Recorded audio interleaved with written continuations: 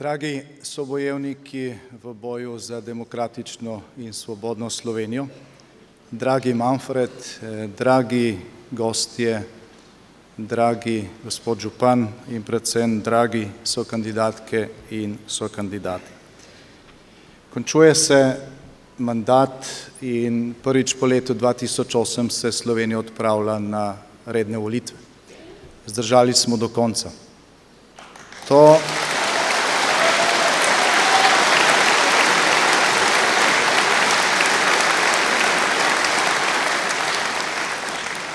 Zdržali smo do konca in na te volitve gremo povsem mirno. Naredili smo vse, kar je bilo mogoče in mogoče še malo več.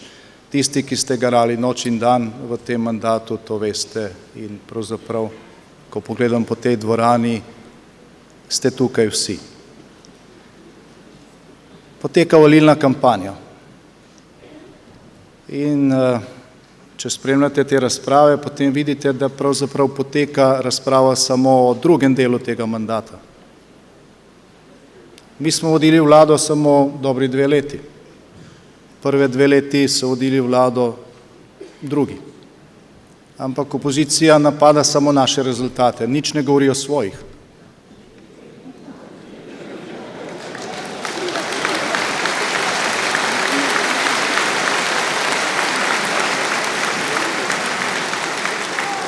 Bili smo malo naivni in smo pričakovali, da gremo na redne volitve. Mi bomo predstavili svoje rezultate, opozicija, ki je vladala v prvi polovici mandata, bo predstavila svoje rezultate in se bomo primerjali. A ste videli kako primerjavo?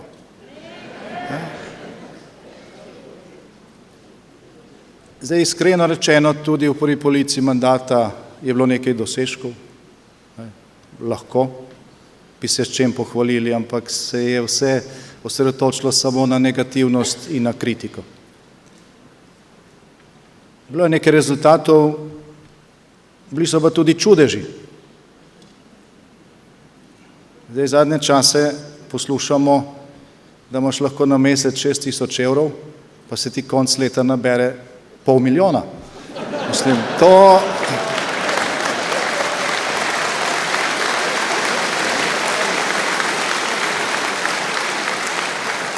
Pa to še ni vse.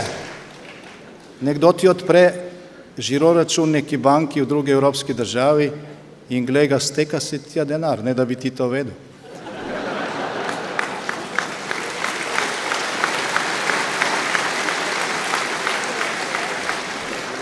To so čudeži, ki bi jim zavidal celo Jezus v Kani Galilejski.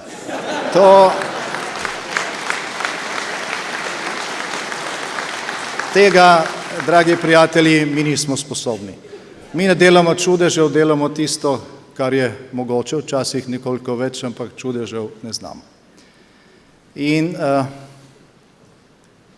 tukaj dosežkov še ni konc. So bili mandati, ki jim mi rečemo, da so bili to mandati levih vlad. In glejte, če si bil takrat nekdo, ki je delal študije za dolgotrajno oskrbo, je bilo zelo lepo. 70 milijonov evrov so namenili za študije za dolgotrajno oskrbo. In v tem času ni bil zgrajen niti en sam dom za starejše iz državnega proračuna. Študije pa so se delale. In bila je prva verzija zakona o dolgotrajni oskrbi, bila je druga, bila je tretja, bila je 100. Pa še ni bilo dovolj, je bila še ena študija in je bila še 101. In mi smo dobili 126. In potem smo zakon naredili in je sprejet in starejši bodo imeli v prihodnjih letih dolgotrajno oskrbo.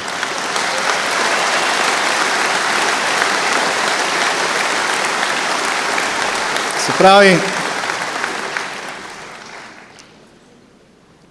čudežev mi ne znamo delati, naredimo pa tisto, kar je treba in to naredimo v realnem času, pa čeprav smo se v naši polovici mandata soočali z resno krizo.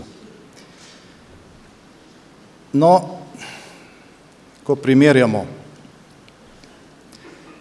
rezultate ali pa prvo in drugo polovico mandata, se moramo zavedati, da je eden od razlogov, zaradi katerih nas tem času izjemno napadajo, skoraj nemogoče prebrati vse, to, da smo pokazali razliko. Razliko, ki jo mnogi ne opazijo, ker se pač o tem ne govori. Zato mi naredimo vse, da bo ta razlika opazna. In ravno razlika je tista, zaradi katere bi nam radi preprečili, da imamo en polni mandat. Ker če s tem tempom nadaljujemo še en polni mandat, potem bo razlika tako očitna, da lahko pripeljejo kakršenkoli nov obraz iz kakršnega koli golobnjaka, pa ne bo nič pomagalo.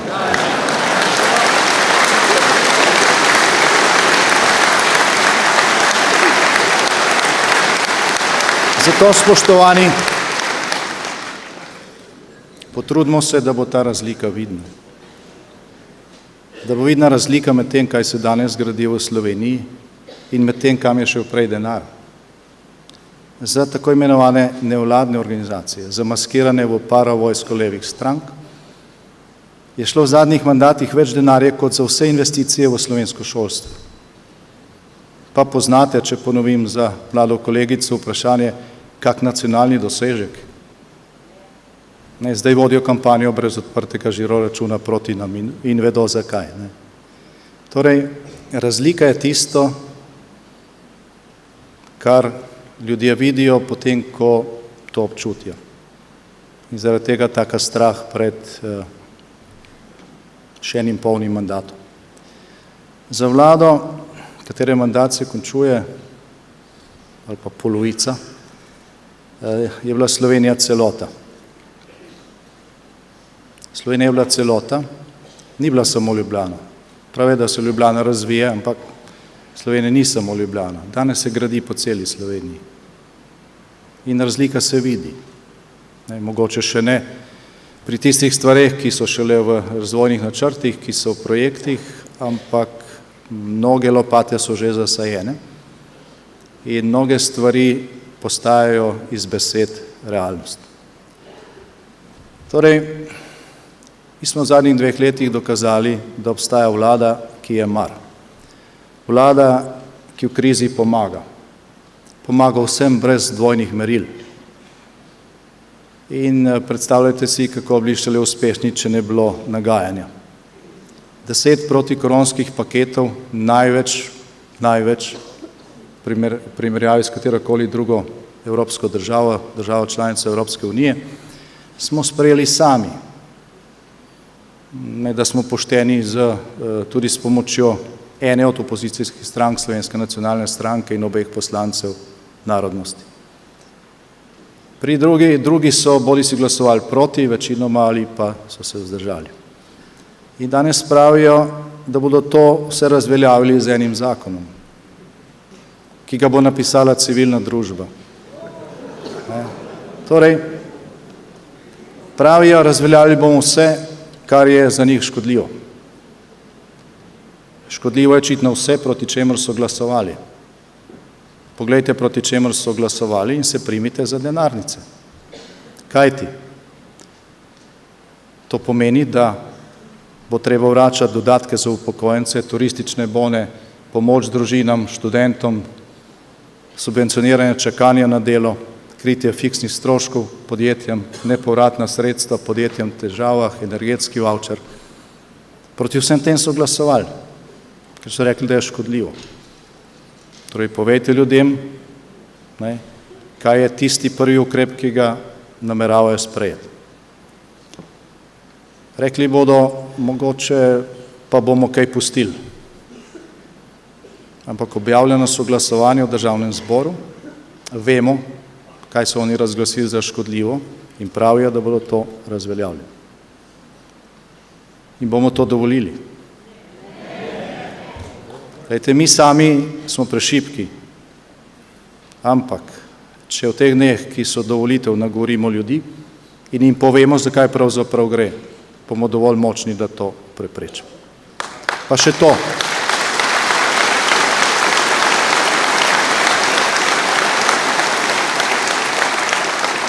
V teh 2 letih smo se velikokrat spraševali, kako lahko v večini drugih evropskih držav vlada in opozicija sodeluje, Pri nas pa to na nek način ni možno.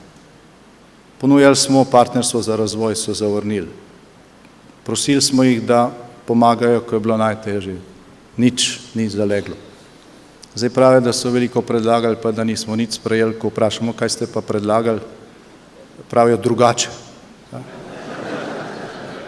Mislim, drugače je lahko vse, ne? Glejte, bilo je tudi nekaj dobrih predlogov strani opozicije, ki smo jih upoštevali. Smo jih vključili v zakonodajo, ampak to je bilo v glavnem preslišano. In zdaj, ko govorimo o sodelovanju, se mi zdi, da je to ena od besed, ki je ključnega pomena. Ne samo za Slovenijo, ampak tudi v tem trenutku za praktično cel planet, za cel svet. Spremljamo to tragedijo v Ukrajini. Od naše meje do meje z Ukrajino, mislim, da je manj kot od naše meje do Beograda ali pa do Milana. Torej, to ni tam nekje daleč. To je neposredno v naši soseščini. In se sprašujemo, kako je možno, da je do tega prišlo. Da tam, v tem trenutku, ko mi tukaj v miru zborujemo, v tej dvorani, v kraju Jakoba Aljaža, umira na stotine ljudi. Kako je možno, da svet to ni preprečil? Zakaj ni bilo več sodelovanja? In si predstavljamo, kje bi danes bili lahko kot človeštvo, če bi narodi sodelovali med sabo, združili sile recimo za skupno raziskovanje vesolja, že zdavno bi bili na Marsu, mogoče tudi v kakšnem drugem ozvezdju. Tako je pa ogromno vloženo v to, da se varujemo drug pred drugim, da se pravzaprav, in zato gre v Ukrajini, pa se to pozablja, spopada za naravna bogatstva, za zemljo, za vire, za železovo rudo, za silicij, za mangan, za uran in tako naprej.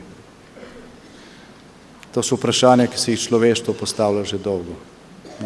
To so vprašanja, zaradi katerih, ko se je iskalo odgovor, je nastala Evropska unija. Evropska unija je nastala kot projekt miru. Projekt, ki naj prepreči, da se bo še kadarkoli na evropskem kontinentu zgodilo to, kar se je zgodilo v prejšnjem stoletju, prva in druga svetovna vojna. Verjeli smo, da smo to zavedno preprečili, ampak zdaj, ko gledamo, kaj se dogaja v Ukrajini, se sprašujemo, ali je to res. Pa če se vrnemo nazaj v Slovenijo. Predstavljate si, v zadnjih 30 letih smo napredovali, ampak predstavljate si, kje bi bili, če bi bili ves ta čas sposobni sodelovati, različno misleči, ko gre za ključne razvojne projekte. Ko smo šli na plebiscit o samostojni Sloveniji, so naši starši govorili, če bi imeli skozi svobodo, pa demokracijo, pa tržno gospodarstvo, bi bili kot Švica. Lahko bili po standardu, po vsem, če bi v vseh teh 30 letih dejansko lahko dihali z obema kriloma pljuč in sodelovali. Če bi dosegli spravo, če ne bilo izključevanja, če ne bilo drugorazrednosti, če ne bilo nekaterih, ki mislijo, da so že s tem, ko so rojeni za vladanje, za to, da jim vse pripada in da morajo drugi delati za njih. Torej, veliko je teh razlogov, in danes ne bomo govorili o tem, zakaj ni več sodelovanja v svetu, zakaj ni več sodelovanja v Sloveniji. Tisto, kar pa tukaj obljubljamo, je to, da se mi za to ne bomo nikoli nehali boriti. Borili se bomo za to, da bo več sodelovanja med narodi, tako v Evropi kot sicer. Borili se bomo za širitev Evropske unije, za to, da bo nek prostor stabilnosti, miru in svobode dosegljiv tudi narodom, ki so zdaj izven tega in so tudi zaradi tega ogroženi, ker smo bili tukaj prepočasni. Borili se bomo za mirno sožitje različnih kultur, verstev, civilizacij in ne bomo se nehali boriti za spravo v slovenskem narodu. Za sodelovanje različno mislečih, ker če misliš isto, sodelovanje ni potrebno. Sodelovanje pride v poštev takrat, kadar mislimo različno, smo različni, imamo različne stranke zaradi tega in potrebno je sodelovati in da se sodelovati in mandat, ki ga končujemo, je dokaz za to. Ko so isto misleči vrgli puško v koruzo in odstopili in se skregali med sabo, čeprav so bili isto misleči, ne smo mi povezali različno misleče in smo zmogli. Kljub vsemu. In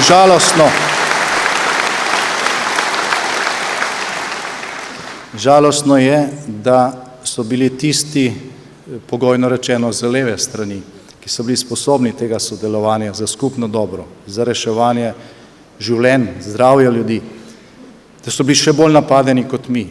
Razglasili so jih za izdajalce, razglasili so jih za malodane razrednega sovražnika, uničevali so Desus, uničevali so stranko SMC.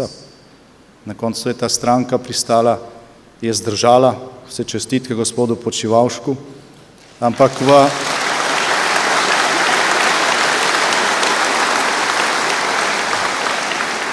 v državnem zboru jih je praktično ostalo manj, kot imajo ministrov vladi. Tako silni so bili ti napadi in ta diskreditacija.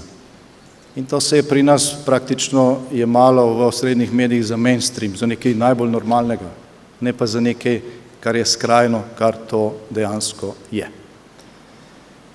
Spoštovani, kot dobro veste in to v tem času kampanje tudi si čutite, med volivci Slovenske demokratske stranke ni nikogar, ki ne bi imel rad Slovenije. Ste srečali koga?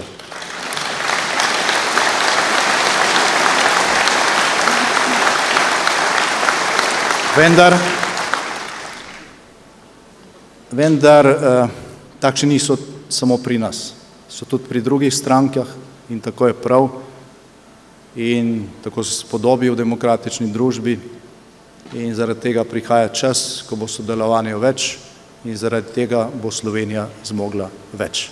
Do leta 2030 bomo Slovenijo popeljali med 15 gospodarsko najbolj razvitih držav. Takrat,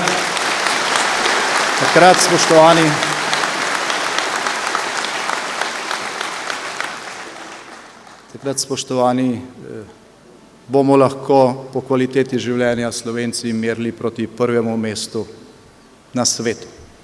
Ko danes gledamo na svetovne lestvice, kje smo po indeksu miru, tudi po indeksu socialne enakosti, čeprav to ni vedno v razvojnem smislu dobro, ampak po mnogih drugih kriterijih, po trajnostnem razvoju, po zelenosti, po gozdnatosti, po lepotah. Slovenija se uvršča med prvih 10 držav na svetu, ne samo v Evropski uniji. Silne potencijale imamo in nobenega razloga ni, da bi se počutili drugorazredne, da tega ne bi videli in da tega ne bi znali izkoristiti. Torej, imamo vse možnosti, samo dovolj pogumni moramo biti, dovolj samozavestni, da jih prepoznamo. In v 3 desetletjih in še nekaj samostojnega življenja smo kot narod, kot skupnost dozoreli. In kljub vsem težavam smo v tem času dosegli veliko. Na nek način bi se to moralo zdeti samoumevno, ampak nekako ni. Zdaj, kamorkoli pogledamo,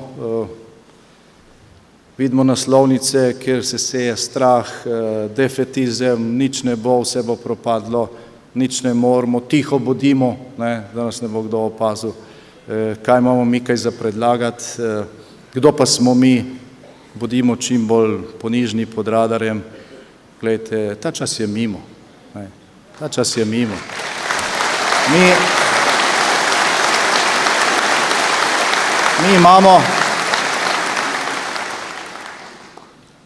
imamo za sabo 3 desetletja dozorevanja. Zdaj ne potrebujemo nobenih eksperimentov več. Mi smo Evropa toliko kot drugi, mi smo Evropska unija toliko kot drugi, soodločamo, naša beseda ima težo, tudi svet nas pozna in ceni. Nobenega prostora ni za kako drugorazrednost. Dvigajo nas naši podjetniki, ki so uspešni v svetovnem merilu, zato imamo rekordno gospodarsko rast, rekordno zaposlenost. dvigajo nas naši znanstveniki, umetniki, športniki. Prvi smo po številu medalj na evropskih in svetovnih prvenstvih per capita. Zaploskajmo slovenskim športnikom.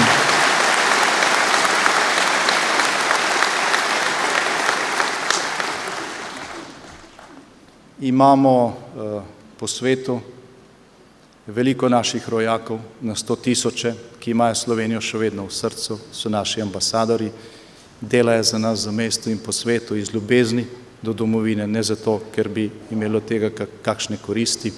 Mnogi so se pripravljeni tudi vrniti v domovino, neposredno prispevati k naši blagini, vendar moramo tukaj še veliko narediti za to, da bodo pogoji takšni, da se bodo lahko vračali. Mlada generacija, ki prihaja, to verjetno vidite skozi doma.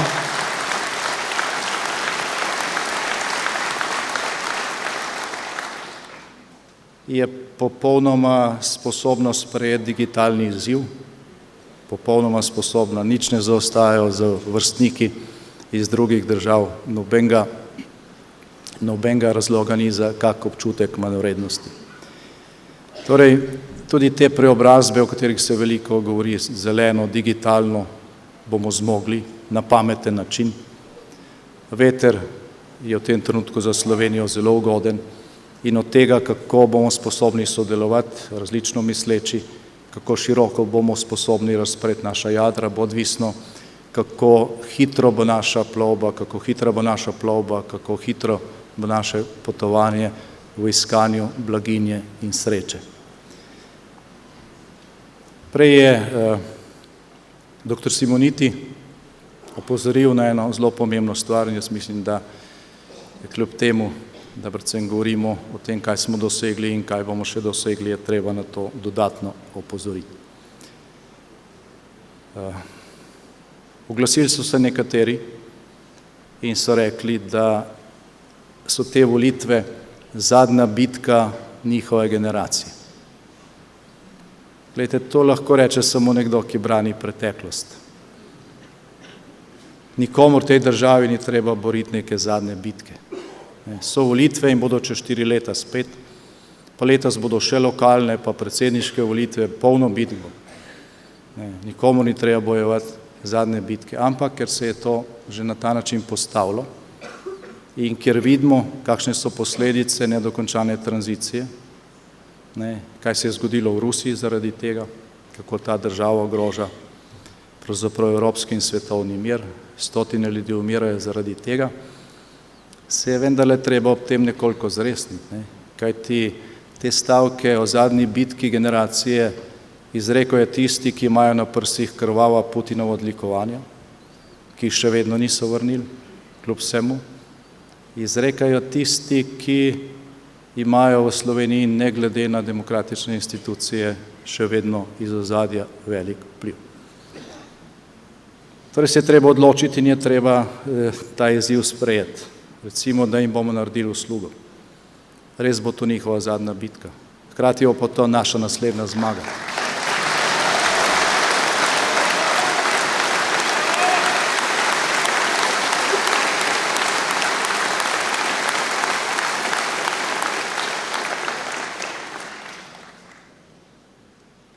Ampak ta še ni tukaj. Ko sem prihajal sem, me je nekdo vprašal, a bomo zmagali, kaj pa ankete? Glede, anket dobrih in slabih smo videli v zgodovini Slovenske demokratske stranke že toliko, da bi iz tega mogoče nekaj dni lahko kurili in ogrevali celo Slovenijo. Tako da,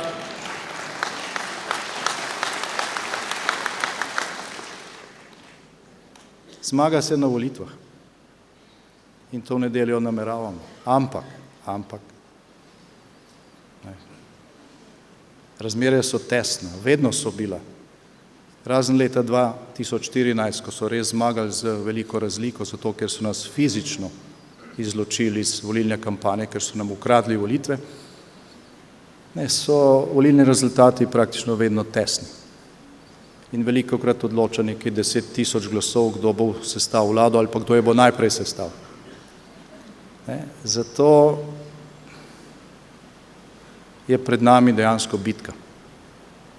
In spoštovani, za glasove se bomo bojevali danes, bojevali se bomo jutri, bojevali se bomo pojutrišnjem, vse do zaprtja volišč in do zadnjega preštetega glasu. Bojevali se bomo v vaseh, v trgih, v mestih, na stojnicah, po hišah, po blokih in na družbenih omrežjih.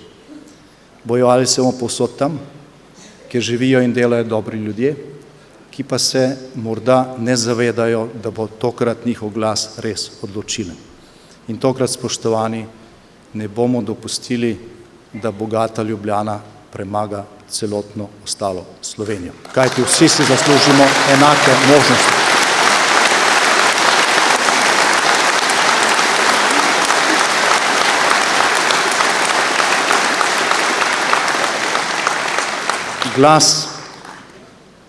Glas poštenega kmeta, delavca, študenta, upokojenca, kjerkoli v Sloveniji je enakovreden. Je vreden ravno toliko, ali jaz bom rekel več, kot glas petkovega kolesarja. Kajti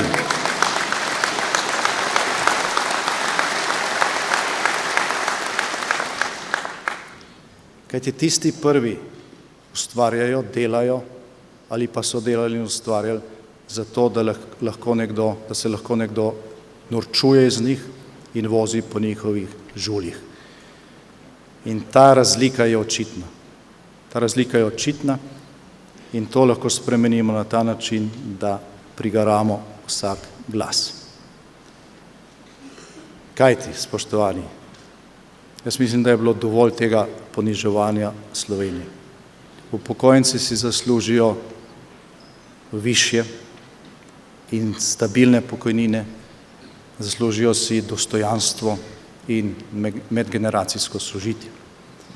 Gospodarstvo si zasluži manj birokracije, zasluži si pomoč pri zelenem in digitalnem prehodu ter manjše davke. Delavci si zaslužijo dobro plačana delovna mesta, tudi delavci si zaslužijo dostojanstvo in zaslužijo si 13. plačo.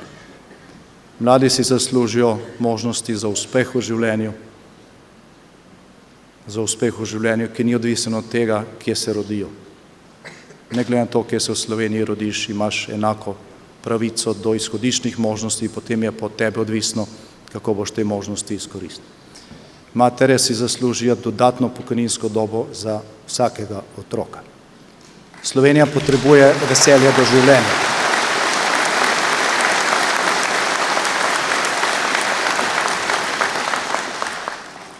In spoštovani, hodili bomo po tej poti, zagotovili bomo Sloveniji varnost, stabilnost in razvoj. Koroška in Bela krajina si končno, ste tle Korošci pa Belokranjci, a si zaslužite končno hitro cesto.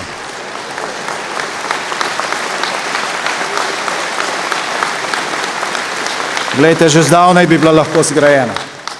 Že zdavnaj bi bila lahko zgrajena, če bi se denar dejansko porabljal tam, kjer se ustvarja. Že zdavnaj.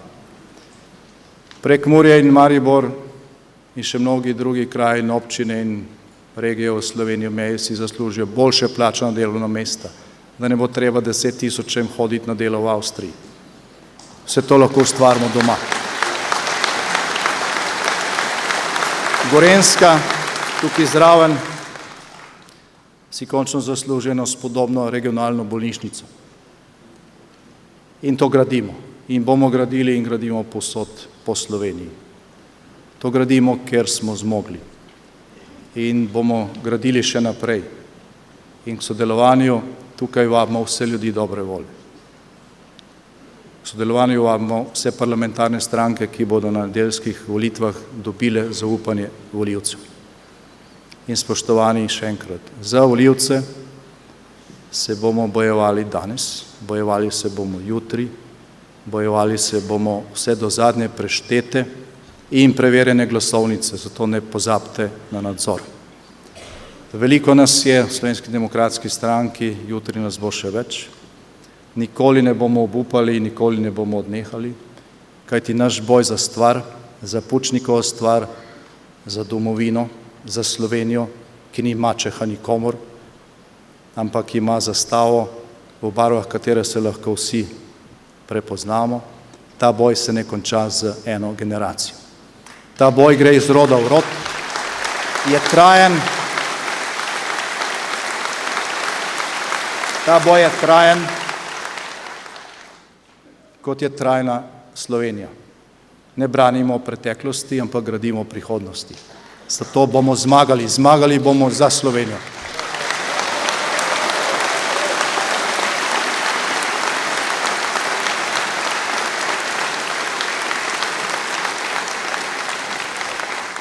Vprašam vas, za koga bomo zmagali?